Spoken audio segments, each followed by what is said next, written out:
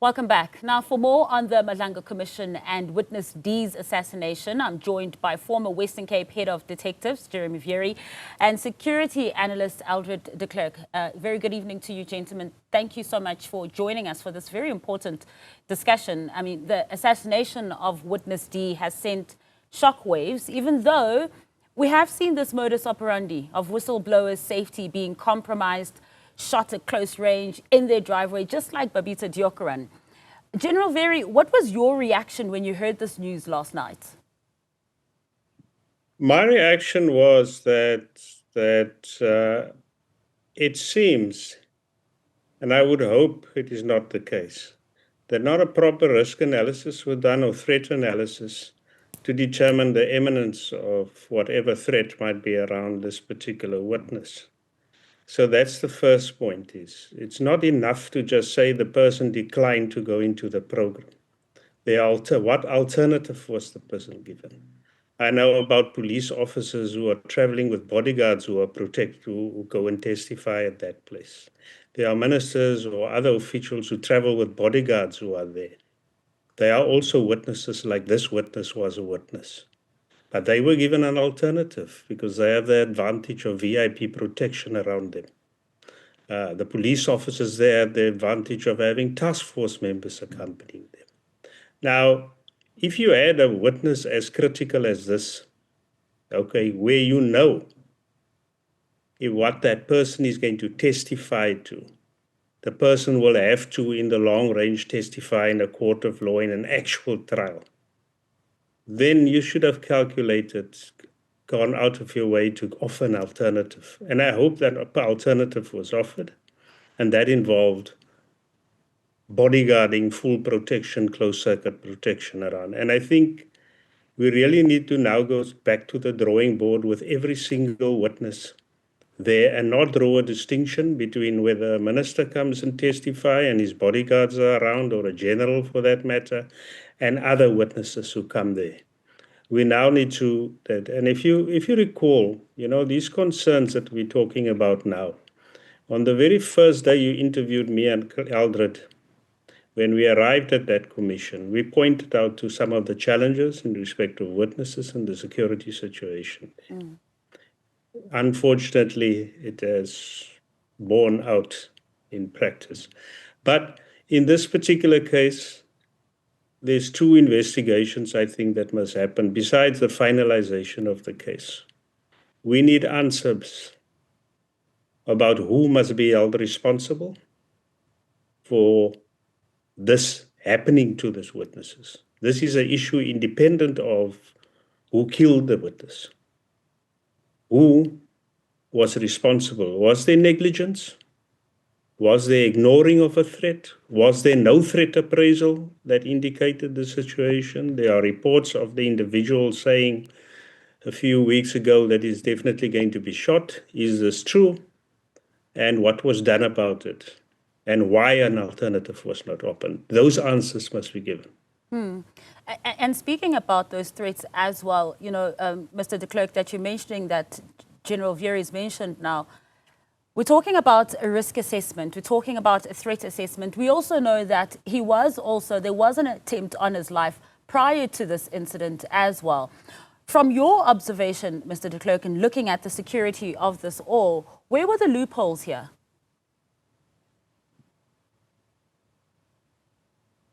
Well, it's difficult to talk about loopholes because loopholes are threat dependent and risk dependent.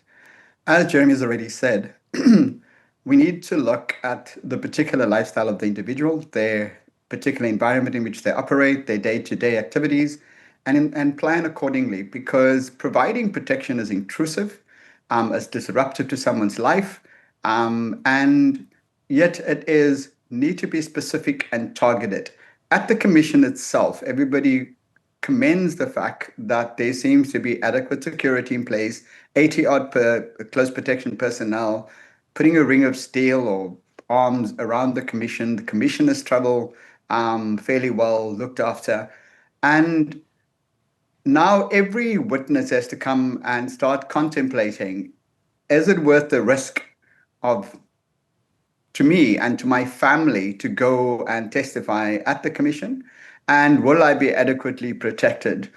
And in answering those questions, we have to, as Jeremy's already said, look at alternatives per individual and per threat. How do you say, per threat analysis. And Mr. De Klerk, just looking at the crime scene itself, how he was taken out, on his driveway, coming from a night with his family as well. When we contrast that with, for instance, a Babita Diokaran, who was also just coming from dropping off her young daughter at school in her driveway, also shot at close range. And we see how far that has gone in terms of getting anyone prosecuted. What are the chances for us getting some sort of accountability or people arrested and convicted for such a crime? Well, again, it's difficult to say. It's difficult to compare one case with another, but we have Colonel Kinnear right here in Cape Town, where there is a family waiting for answers, and he too was shot in his driveway. We know apparently that a fairly pricey and high-powered vehicle was on the scene and was caught on closed-circuit TV. We know that there's a understanding of the kind of weapon that was used, an AK-47 or an AK-47 variant. It had to be semi-automatic because 2 shots were fired, we understand. And that means every pull of the trigger, 1 shot is fired. And you would hope, and the people who we've seen a proliferation of AK-47 variants has been in the security industry.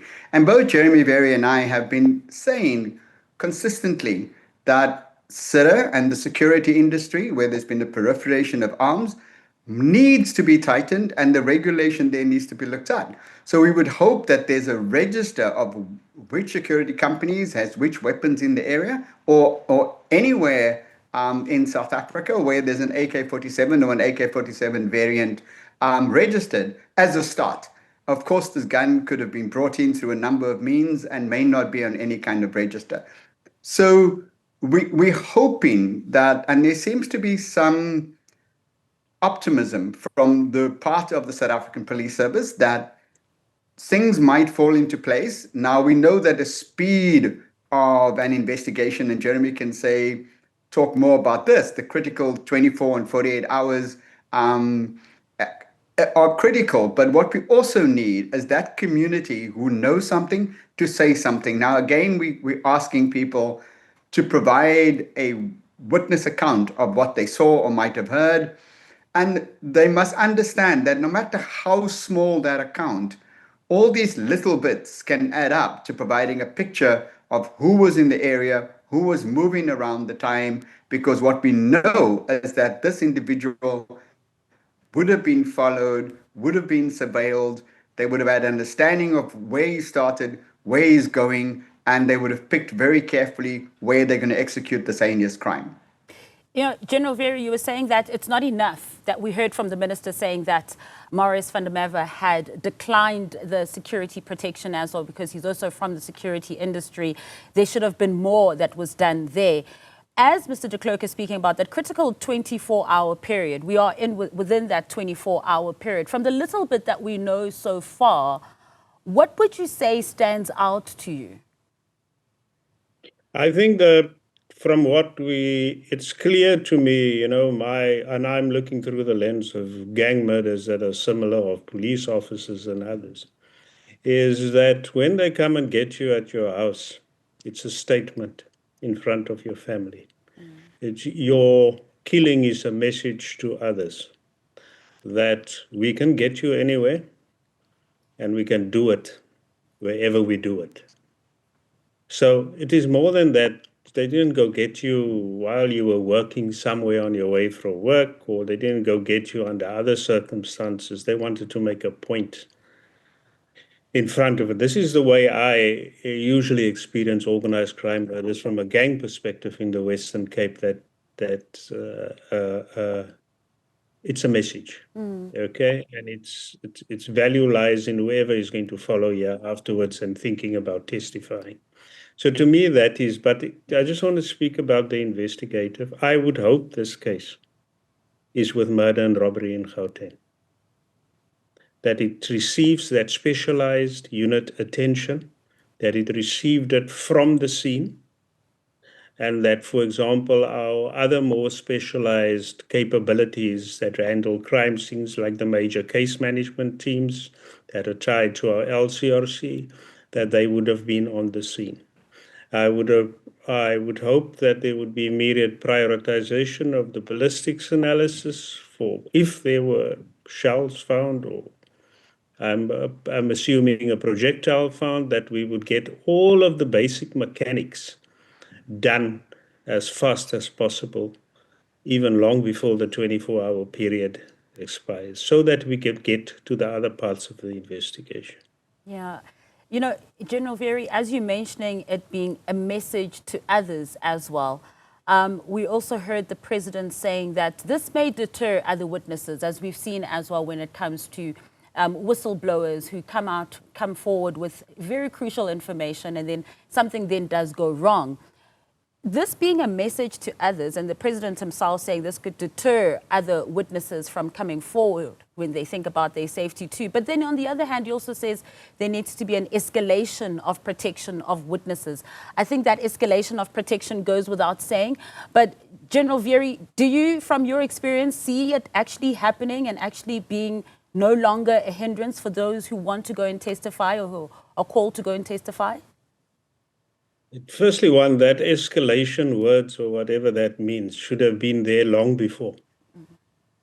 At the start, we should have understood that we are we're dealing with something different, that we're going to deal with witnesses that are going to present material evidence in some cases, some of them even confessing to a crime that would later be directed in a court-directed process after such a commission. So we should have understood that, and that in that gap period between the commission or going to parliament and going to testify in an actual trial, that you are at a greater risk. So the thoughts about escalation and processes and those things, I mean, I understand why it is said this late, but really, that should have gone into how we looked at the threat to witnesses long before the start of the commission.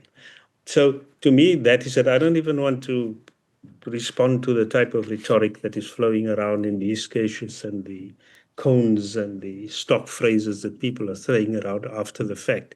But I think what is now immediately required in terms of other witnesses is to afford them all the type of closed-circuit protection that the politicians, that the police officers who come and testify there are afforded at that commission. And if we can demonstrate that we are able to do that, I think it will go a long way, particularly where people live, if they're not in the program, but to also go back to them to reconsider position whether or not they go into the program. But those measures at least would make people a little bit more confident. Okay, so if it is done correctly. Mr. De Klerk, just before I let you go, for you, escalation a little too late, and what does it look like? What does it mean? Well, there's two things. I think there's a warning and a caveat to especially the ad hoc committee, where there's been an admonishment of people to say, name names, you didn't come here to waste our time. And people may be reluctant to name names for very good reason. Secondly, we have heard from the commission spokesperson that there's a lot of people who's putting themselves forward. However, we also know that a lot of others who may not be presenting themselves, their names have been mentioned, or they may have been implicated one way or another. As Jeremy very properly or correctly said, this is not a court of law. There is no reason the commission cannot take a sworn affidavit under oath from a witness without the witness being put on the stand, so to speak. These sworn affidavits can be put together and could be started to build evidence towards an ultimate court date and an ultimate court case.